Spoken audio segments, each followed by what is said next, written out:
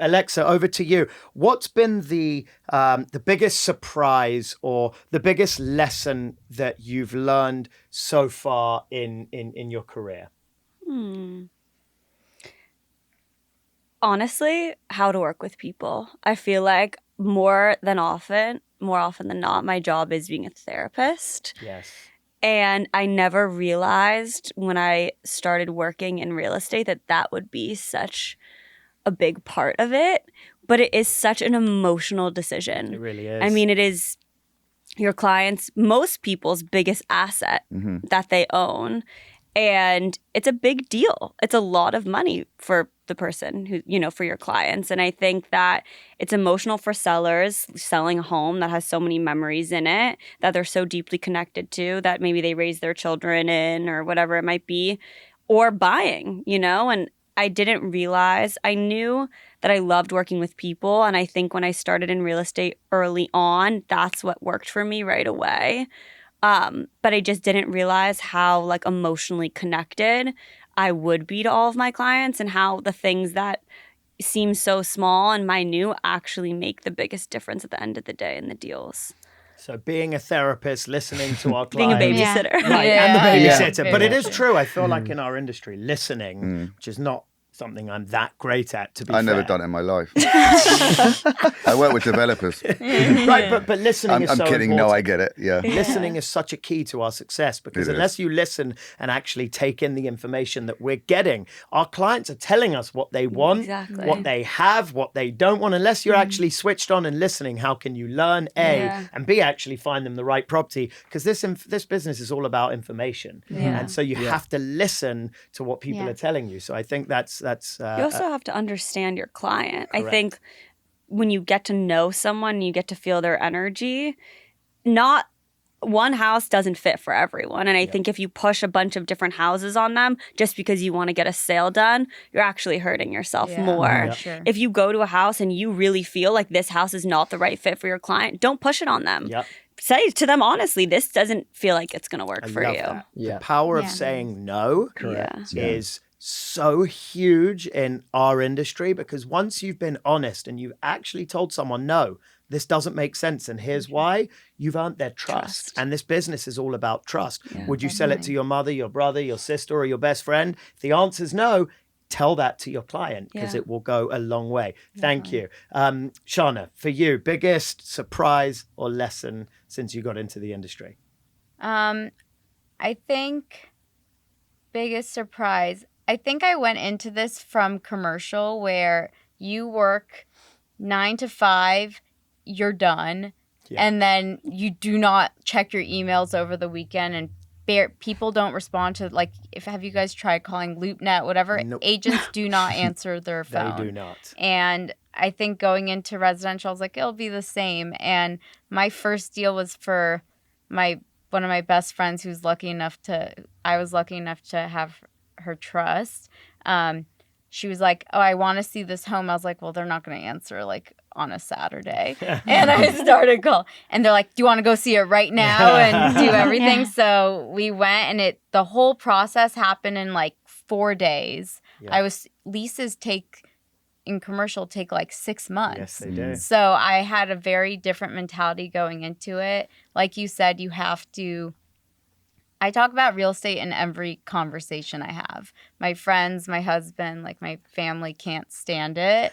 My dad can't even stand it. But I think once you get in it, it's the only way you're gonna become a top agent. You have to really believe it and see everything that you do in it. 100%. Yeah. You gotta love it. Firstly, for sure. I see some builders not like your dad. Your dad has a passion for what he does, right? So you can tell when you walk into one of his houses, every detail, he's procured pieces from around the world. It's you're going up the staircase, where'd you get that from? And they'll just say Italy, some remote, area. But it's he has this vision and he executes it. Some developers, not knocking, well, I am actually, some developers just literally throw up houses for a financial investment. And you can tell there's no heart or soul in it, and they don't really care. Do you know what I mean? They don't put thought into it.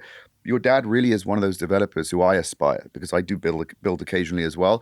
And I think just with building and obviously selling, you've got to love what you do. Yeah. I think it's Alexa, you said, right? It's like your hobby becomes your I think he job. put a lot of that in us. And another thing he did was like, oh, no, I'm not using you guys. Yeah, nice. I remember when this was happening. And Alexa was He's what in the world?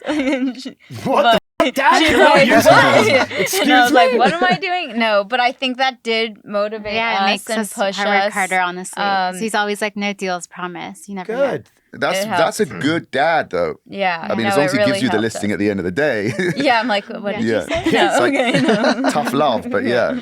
And what about for you, Emila? Biggest lesson learned since you started in the industry? I think for me, just like the back end of like what goes on behind the deal. I think most people think, oh, you show them one house and then you go into escrow and you close in one day. But Yes. the back end of it and just like how much work goes into it and like how you really need to put your client first and how just like honesty is so important for you and your client, just making sure you're transparent with them about everything and just like being there for them because it's really like they get really emotional and just like making sure you tell them what's going on and just yeah, I think all of that goes on behind the deal. I had no idea that that's what happened. So. I couldn't agree with you more. Yeah. I think these real estate TV shows, Yeah, partially they make to it blame so- over here. I mean, deals don't get done over a 14-second coffee and A phone call. or a phone call Yeah. where Okay, we're you got a going. deal. Yeah, it would be nice. But when people come to me and they want to start in the real estate industry, the first thing I do is I disqualify them. I tell them all the reasons they don't want to be in this industry, how long Totally. it takes, how much shit can go wrong, the problems, the complexities.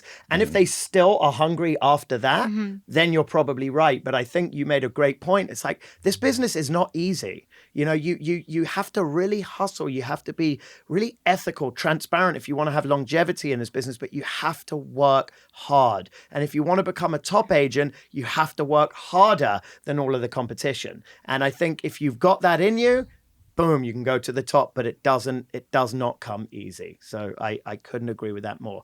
Kris, biggest lesson, surprise for you since you got into Biggest the biz? lesson, I have two, I would say. The first one is don't overthink things too much or overcomplicate things. I think that the biggest payoff in this business comes from being genuine and just being yourself.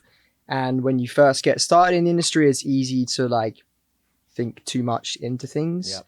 And if anything, people can see that, right? They can see that maybe you're not being yourself or you're just not being genuine. So I'd say that being genuine, first and foremost, and secondly, don't spend your paycheck until the transaction closes. Even then, try and spend half when it does close. Because you end up with a tax Even bill then, otherwise. Yeah. Yeah, because otherwise you'll be working for the IRS. It's not Correct. fun. It's not Correct. fun at all. Yeah. All really good points. And again, right, we're talking to young agents out there that are aspiring to become more successful. And I think all of these tidbits have been hugely, hugely helpful. Okay, so let's move on. What do you guys think, starting off in this crazy real estate industry? It's an election year, 2024, interest rates are high. Like, what advice can you give to someone else coming into the industry? And what's the biggest piece of advice that you would want to share? Starting with you, Emila. I would say most likely that if you're starting, you haven't seen a lot of homes. So just seeing everything on the market and wherever area you want to perform the most. Or I would just say if you're in Los Angeles, see everything. Because at the end of the day, how are you supposed to sell something when you've never seen it in person? Because going on Zillow or Redfin or just scrolling on your phone or computer, you're not going to be able to showcase it or sell it to someone without really being there. So just being able to like sell a home with going in person. Love that. Yeah. It's so true. Information is everything in this industry. Yeah. We talk about it all the time. If you don't have the information at your fingertips, how are you going to go and provide value to your client? So learn the market inside out, back to front, get familiar and become an expert. Love that. We Shana? did that through door knocking. Yes, we sure did. That was our Yeah. avenue. Yeah, that's how we learned. We didn't know a bloody thing until we started doing We it. still didn't know a thing even after that for a while. But I still don't know. eventually, Questionable if you still do now. Do you want to hear a funny story? Please tell you the story about the Janice when she was following you around the birds. Oh, I will. We Okay, were. go on, just do it quickly. Okay, so we were I was just starting out in the business and we had one client. She was looking up to 2 million. I mean, I swear to you, I had one client. And so what I'd do is we'd have like 5, 6, 7 showings scheduled. And what I would do is usually before I'd go to each of the houses, so I knew where I was driving from A to B to C to D, so I didn't look like a complete moron. So on this one occasion, I hadn't researched all the houses. She was following me. She was born in LA, this lady, older lady. Anyway, we're going from one house to the other, and my GPS decides to take me the most insane route. Streets I've never even been to today. Like back streets here, there, and everywhere. I am sweating. I remember looking here, like, oh my God, I'm sweating. I've got the AC all the way up. I'm thinking she's never going to want to see me again. We rock up to the house. I'm a hot mess. I get out the car. She looks at me and she goes, my God. She goes, I've lived in LA my whole life. You really do know the back roads. I am very impressed. I was like, I know, I got you. And that was that. Can you imagine? It must be like a piece of spaghetti. So funny. But I fooled her and we never sold her a house. That's amazing. And we never sold her a house either. No, we didn't. No, we didn't. Okay, moving on. Alexa, for you, biggest piece of advice. It's 2024. What are you telling the new agent coming into the business?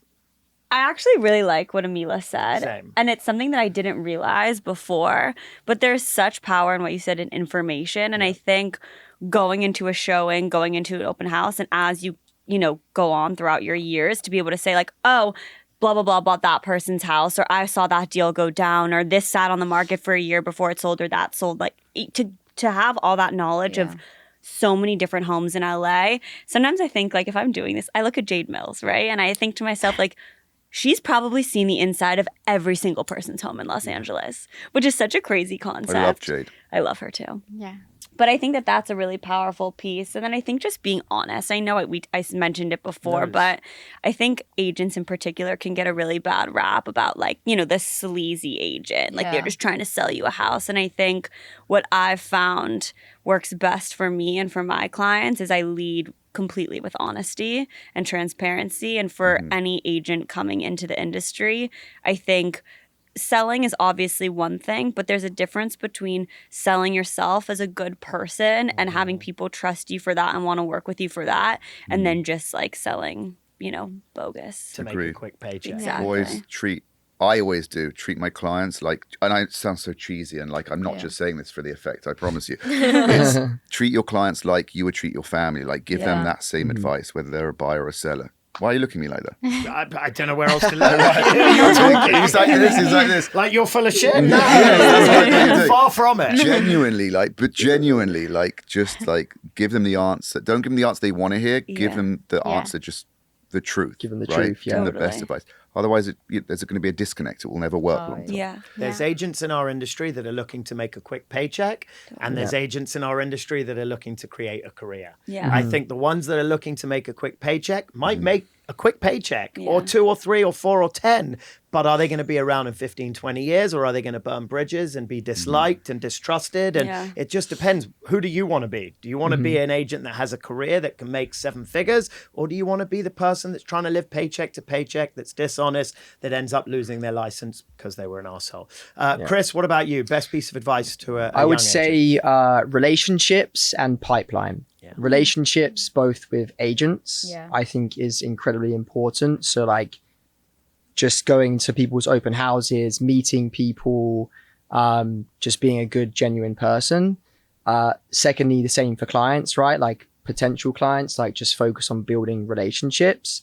And then pipeline, you got to build the pipeline. The pipeline that is really everything and anything I focus on. If I just focus all day, every day on building my pipeline, because the bigger your pipeline is, the bigger your business is going to be. Really, and if you don't have a spreadsheet or a CRM or something where you're tracking every single person you've met, every single house you've been in, every single potential lead listing, then like that's something you should be doing ASAP, because 1,000,000%. that's money right there. Also, like, everyone looks at this business like, because of the TV shows, it's so glamorous. It's like, do you know what I mean? Like making a fortune, selling these beautiful houses, but it takes a lot of work. Right. So for us, and I know you touched on this, it's like when we first went into it, we were 2 Brits. We didn't know where the we were going, right? We didn't know our way around. We already discovered that. But it was like, we were willing to work harder than anyone else. We were going to be honest and ethical, stay in our lane. And literally the best part is we actually owe everything to the Mauricios, the Kurt Rappaports, right? The Jade Mills, the Drew Fentons. The truth is that I always thought if they can do it, then the only reason we can't do it is if we're either not working hard enough, we give up, or we're doing something wrong, which is fine. You can make mistakes, but you can learn from the mistakes. So that goes up to not giving up. So I genuinely believe, I look at you four now and us as well, and it's like you made a decision. We're not reinventing the wheel. There are very successful agents in this business. That's literally all I needed to know, or we needed to know when we first started out. And then the rest is history. Yep. We're not Elon Musk. He's brilliant, by the way. Like, he can create stuff, but we're selling houses. Anyway, that's my take. I have something to add. I think one thing when starting out, it's super, super important, kind of like you with James and David, is finding a mentor in the business who's successful. Because besides, I do think seeing everything on the market, going to Caravan, meeting the agents, but like for us, we were lucky to have Rainey and Brandon.